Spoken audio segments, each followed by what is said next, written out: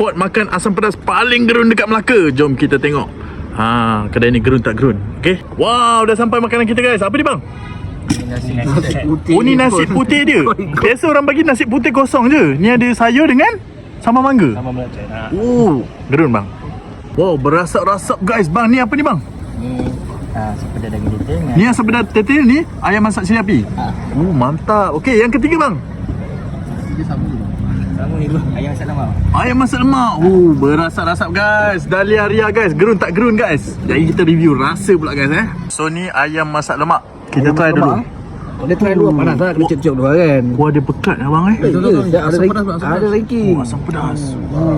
Mercik. Wow. Okey, yang ni Sama je. sama. Okey, mantap. Okey bang, abang komen rasa sikit Sedap tak sedap nombor 2. Rasa dulu macam mana?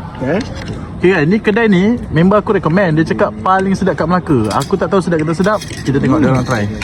Macam mana? Pedas dia, masin masam dia cukup? Bagi saya ni masak lemak cili api, betul-betul cili api ni. Betul-betul cili api bang Pedas.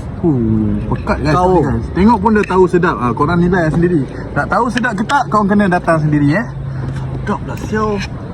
Okay bang, abang asam pedas pula bang? Asam pedas tetel Ya, abang ni peminat tetel tau. Macam mana bang rasa dia bang? Daging lembut. Daging lembut mantap. Pedas ngam. Sampai. Semua sampai. Mantap. Makan. Okay abang, gerun tak bang? Gerun. Mantap bang. Okay guys, so ni dia view makanan dekat Dahlia Ria. Dekat kat mana ni bang? Kawasan ni?